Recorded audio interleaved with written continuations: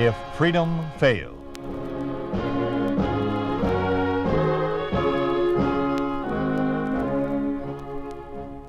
We'd like to take you on a visit to a town that doesn't exist. A town we call Springfield, USA. We'd like to show you how things would be in any American town if communism took over.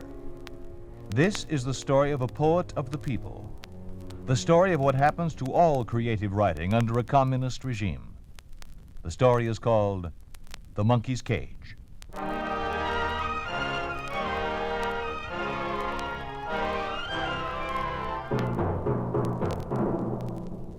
Well, are you sure Ramsey hasn't been there tonight? Okay. Have him call us. Tell him to call the magazine if he shows up.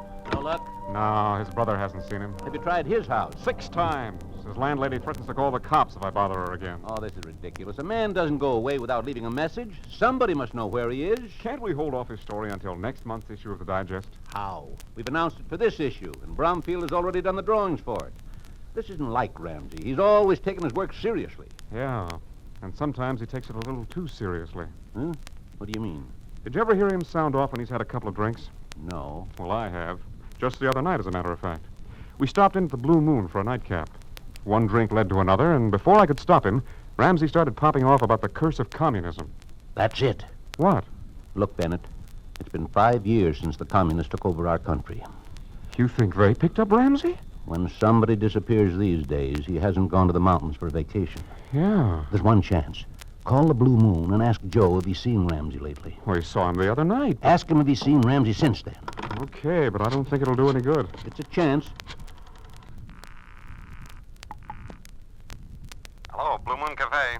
Hello, Joe. Yeah? This is Gil Bennett, Springfield Digest. Oh, hello, Mr. Bennett. Joe, have you seen Mr. Ramsey today? Or yesterday. Or yesterday? No, I haven't. Hasn't been in at all? No, I haven't seen him for quite a while. Well, you saw him the other night. I don't remember.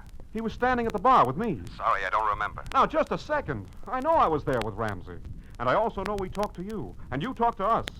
You even told Ramsey he was drinking too much. Do you remember that? No, and you'd better forget it. Look, Joe. Gotta hang up, customers. Hello, Joe! Joe! He hung up. Of course. He's afraid to say anything. And they've really got Ramsey. Yeah. But only Commissar Yeager and his brain trust know what's happened to him. Those dirty... The other night was just the topper. They've probably tailed him for weeks, months. They'll be gunning for all of us before they're through. Yes, they'll get everybody who has any influence in the people's way of thinking. And where's a better place to start than with a literary magazine? They've stopped Ramsey from talking and writing. Who's next is anybody's guess. What about Lambert? Charles? Well, his poetry is read by millions. Not in 100 years would they find anything in his poetry which could even vaguely be interpreted as anti-communistic. You never can tell. I know what I'm talking about. Why, for years, Charles Lambert has been writing about typical Americana, about the people. Even when he won the Pulitzer Award and went to England for 8 years, he still wrote about the things he remembered here in America. No, they'd never touch anybody like Charles Lambert. He's one man who's safe.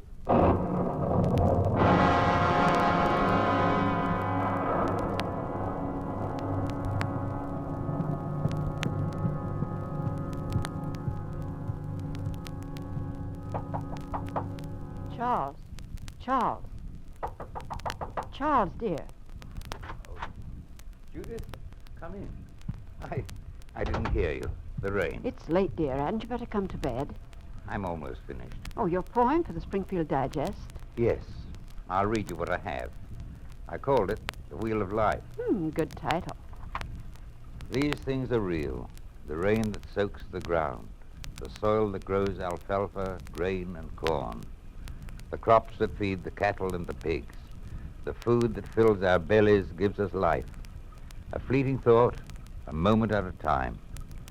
These things are real, and they are all that count. These things are free.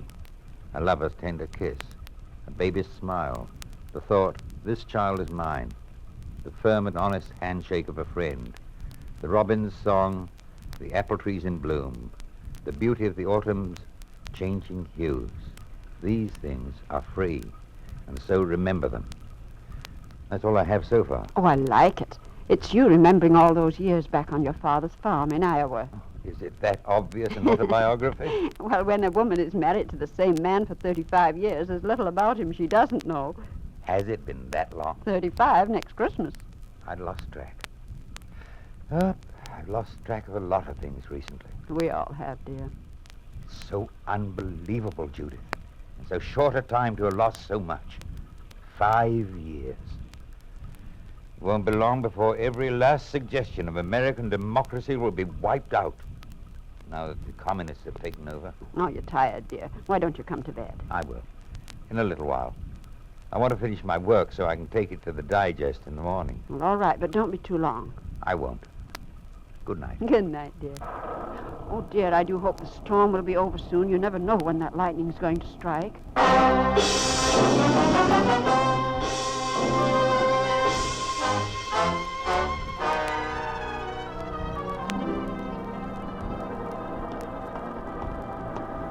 Good morning, Russ. Oh, Charles, come in. Here's my latest effort for the digest. Written in your usual earthy style, of course. Oh, decide that for yourself. After all, you're the editor of this magazine. Never been a time I didn't like your stuff? No, but times have changed, my friend. Yes, they have. What's wrong? Commissar Yeager and the Union of Soviet American Writers insisted that I put a couple of loyal party members on staff to be sure we keep our literary noses clean. Ah. Outside of that, all's right with the world. Let's see what you've written. Judith insists it's my autobiography in verse. These things are real.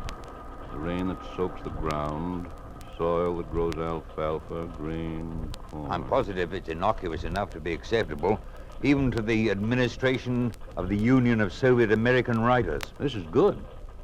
Think there's anything in it that might offend Commissar Yeager? Can't see anything. It's a poem about the people. That should please them. What's so funny? Oh, I was just wondering what Yeager's mob would do to some of our other American poets who wrote about the people. Emerson, Walt Whitman, Sandburg. I remember one of Sandburg's poems. The strong men keep coming on. They go down shot, hanged, sick, broken. They live on fighting, sighing, lucky as plungers, the strong mothers pulling them on, the strong mothers pulling them from a dark sea, a great prairie, a long mountain. Call hallelujah, call amen, call deep thanks. The strong men keep coming on. If Sandburg wrote that today, they'd boil him in oil for advocating the overthrow of communist rule in America. Excuse me, Mr. Taylor. Yeah, what is it, Fred? Commissar Yeager would like to speak with you. Yeager? Tell him to come in. Yes, Mr. Taylor. Yeager here? Think it means trouble? No, I don't think so. Probably just on a tour of inspection. Well, I'm leaving. Mr. Yeager and I have nothing in common. I'll let you know what happens. Bye. Bye, Russ. Bye. Oh, hello, Yeager. Commissar Yeager, Lambert. Oh, yes, of course. Sorry. See you later, Russ. Right. Come in, Commissar. I see Lambert hasn't learned yet that we don't accept familiarity between the workers and the administration. Sit down. Thank you. You'll have to forgive him, Commissar. Those poets live in a world of their own. Yes. That's what I want to talk to you about. Oh? The administration isn't happy with some of the writing in the Springfield Digest. But we haven't printed You are popularizing the works of writers whose literary and political thoughts conflict with ours. Your writers have forgotten that the first aim of Soviet American culture is the education of the people to party doctrine and policy. Where do our writers conflict? They concern themselves with a form of writing that is empty and foreign to the way in which we are educating the Soviet American people. This Charles Lambert is a good example. His verses are saturated with a spirit of pessimism and melancholy. But he writes about the people. His poetry is simple, honest, and most certainly not foreign to the communist line of thought. Here, this is his latest poem. Read it for yourself. The wheel of life. Yes, he writes about things we see around us, things which are part of our everyday lives. And this is what you would call art for art's sake. Yes, I would. It's filled with words which mean nothing. It speaks of personal pleasures and property which belongs to the individual. Here, A baby's smile. The thought, this child is mine. Under the Soviet American government, Taylor, the children belong to the state. But You claim he writes about the people. But this poem, filled with individualistic thinking, would bring harm to the cause of the education of our Soviet American youth. We can't accept it. Do you understand? Yes. The idealistic years of your American literature are over. Finished. You are now living in the true democracy. It is evident that you have been publishing worthless works because you were afraid of offending a friend. But from now on, the Springfield Digest will accept no more pap like this work of Lambert's. From now on, all your writers will conform to the party line. Our literature cannot have interests other than the interests of the state and the people. The people, yes. Have I made myself clear? Only too clear, Commissar Yeager.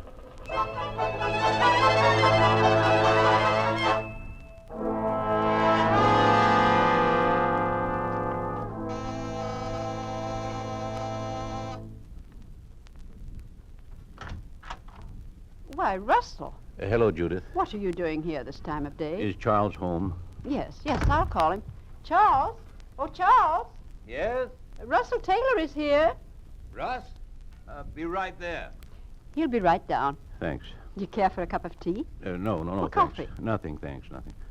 Something's wrong. Yes. What is it? Wait till Charles comes down. Didn't you like his poem? Of course I did. I thought it was good. It's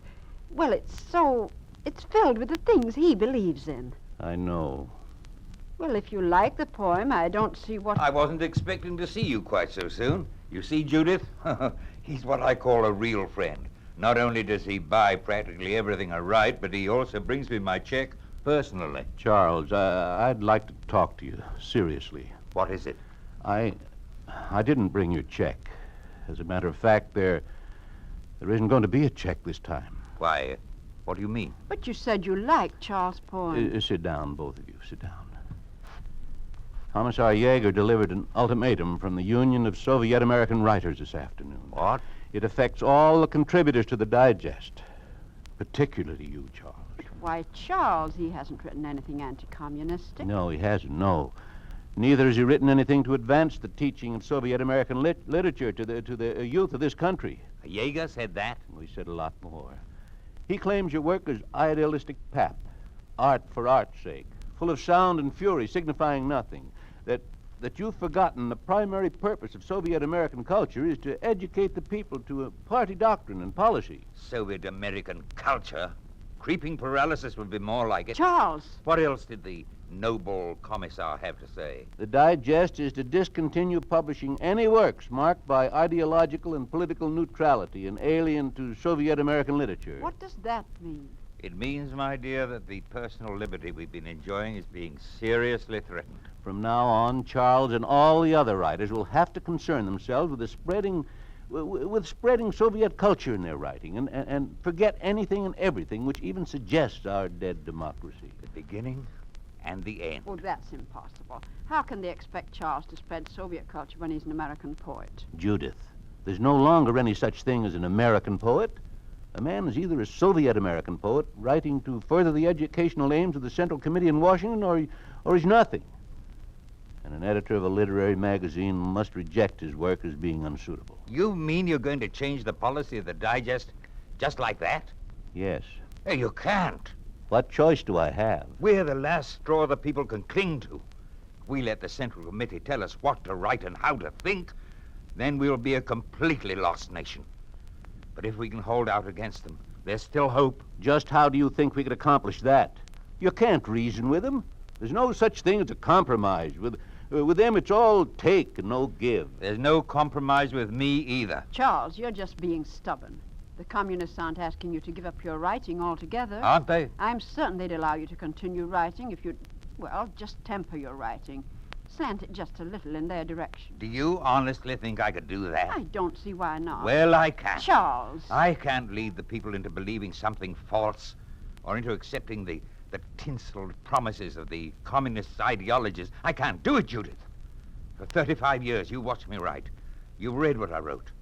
You also know that I've never written anything which even vaguely suggested the destruction of democracy. How can you expect me to do that now? But Charles, you have no other choice. Don't I?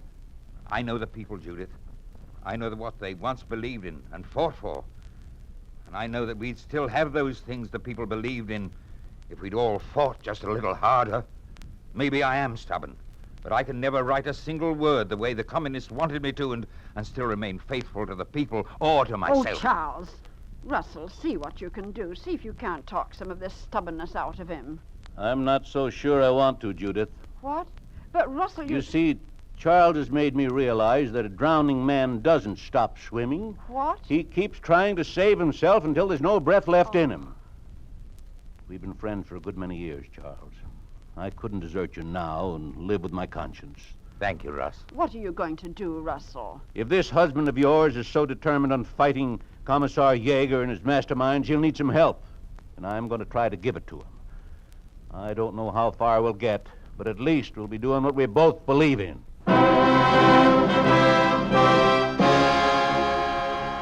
You are listening to The Monkey's Cage, a story of the way things could be if communism took over. A picture of what life would be like under a communist regime in an ordinary American town. A town we call Springfield, USA.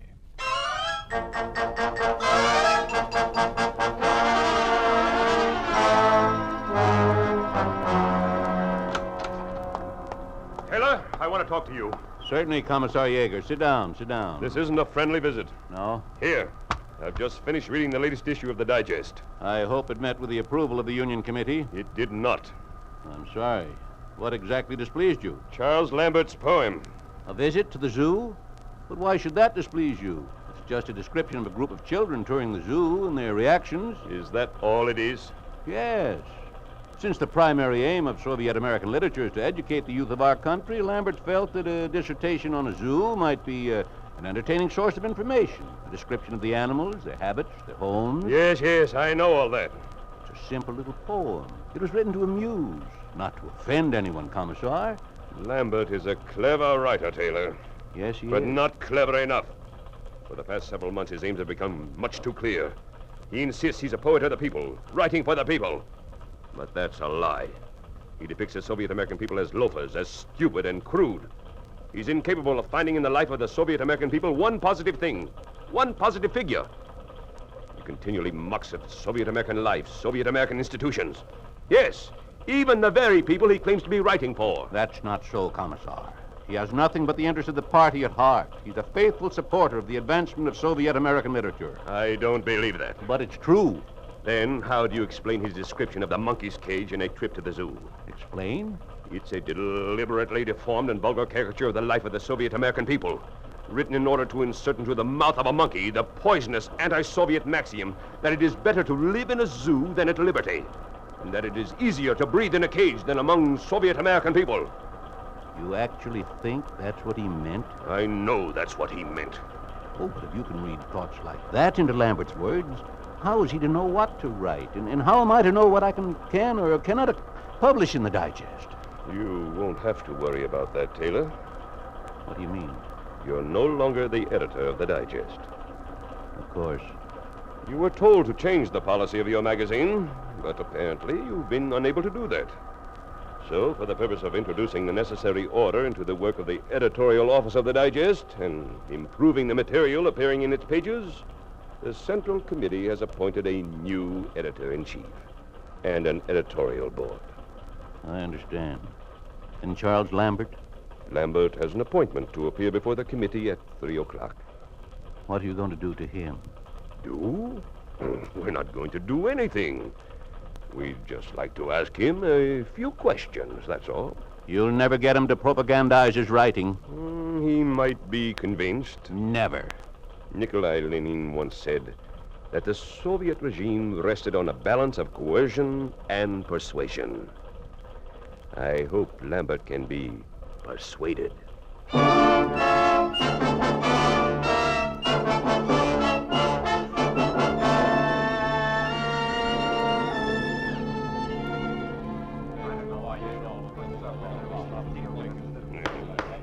You will be quiet, comrades. I ask for quiet. Mr. Lambert. Yes? Commissar Jaeger?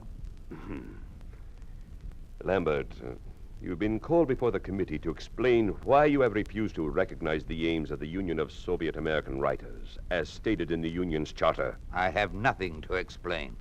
We have found no trace of party doctrine or policy in any of your writings. How do you explain that?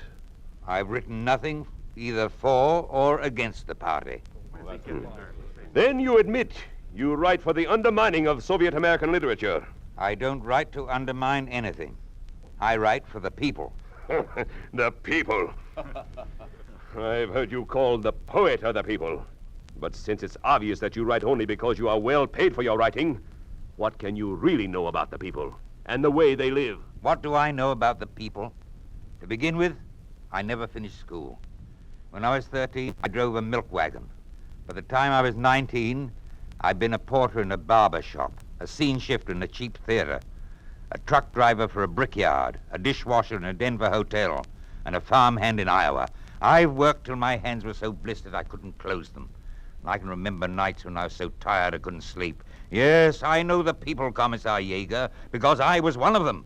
And we once had a government in Washington where the representatives of the people made laws for the good of the people. Now, just not a minute. laws which destroyed their wills and turned them into a nation of cowed and browbeaten slaves. You have said enough. I haven't begun to talk. You wanted me to explain why I refused to recognize the aims of the Union of Soviet American Writers. I'll tell you why.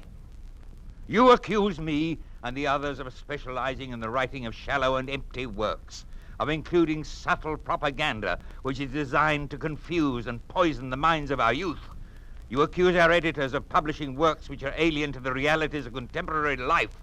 I agree that these accusations should be made, but they should be made by us. We should accuse you of these things, which you are doing with your enlightened program of communist lies. Lambert, you will sit down. You told us that the task of the American Soviet literature is to aid the state, to educate the youth correctly, to rear a new generation strong and vigorous, believing in the cause of freedom, fearing no obstacles to truth.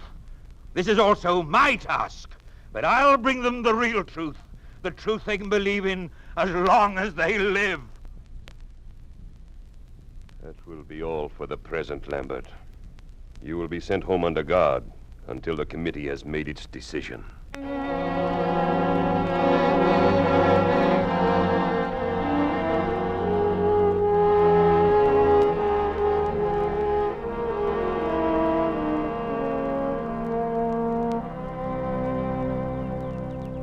Looks like we're going to have an early spring, Charles. There's a robin out there in the apple tree. I hear. Charles. Yes, dear? Charles, what will they do to you? We'll know soon enough. Oh, Charles. Please, dear. Russell, Yes? close the window. All right. Why did you have to say what you did? Why did you have to say anything? He said only what he believed, Judith. And by saying it, he has destroyed himself. Would you have had me destroy my soul instead? Oh, I don't know. I don't know. If I can no longer give people something to believe in, to hold on to, there's nothing left. Don't say that. The Central Committee has already begun to circulate propaganda among the people, telling them that my poetry has been a mockery, that the words I've written actually picture them as uncouth, stupid, narrow-minded, that I wrote only for personal glory. But that's not true. The people will believe They it. can't. I'm afraid they will, Judith. Oh. Well, Russell, we tried. Yes. Will you take this? What is it? My epitaph. By what odd chance did I go shouting in my songs that I am a friend of the people? My poems are no longer needed here. And I, too, by your leave, I am no longer needed. Bloom, youth, grow healthy in your bodies. You have another life, a new refrain. But I go on alone to the unknown country, my rebel soul forever humbled. Charles. I'll answer it.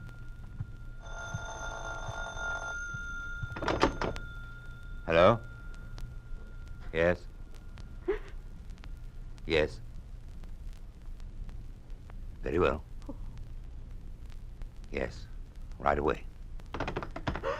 The committee is ready to give its decision.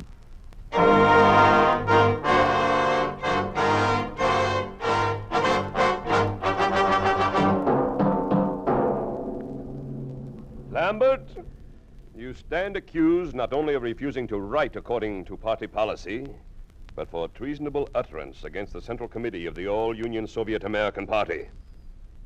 Ordinarily, such action is punishable by death or banishment. But in your case, we are making an exception. You're a brilliant writer, Lambert. It's unfortunate that your writings have been filled with words which are empty, unreal. However, it is the feeling of the committee that in time you may still be valuable to us as a writer. Never. Never is a long time. You may change your mind. Until you do, you will continue writing. What? Oh, not poetry, you understand. What then? You have insisted you are a poet of the people, that you are one of the people. Very well. Since you feel it is easier to breathe in a cage than among loyal party members, you will be given your own little office, a desk and a chair. And as the days go by, the months, the years, your job will be to write about the people you love. But you won't write about the things that bring them life. No. You will write their death notices. Hereafter, you will be in charge of the Springfield Digest obituary column. The interview is ended.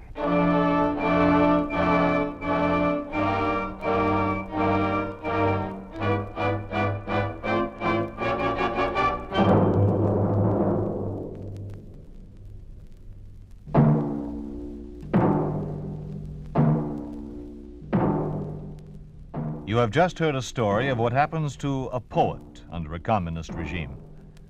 You think this could not happen? It did happen when the communists took over their own country, Russia. It did happen in 1925 when the 30-year-old poet Sergei Esenin committed suicide. It was his epitaph which ended, "But I go on alone to the unknown country, my rebel soul forever humbled." It did happen in 1936 when Maxim Gorky, the novelist, was poisoned. And it did happen in 1958 when Boris Pasternak was awarded the Nobel Prize for Literature. Because communist leaders objected to some of the ideas in his novel, Dr. Zhivago, Pasternak was reviled, expelled from the Soviet Writers' Union, and forced to decline the Nobel Prize.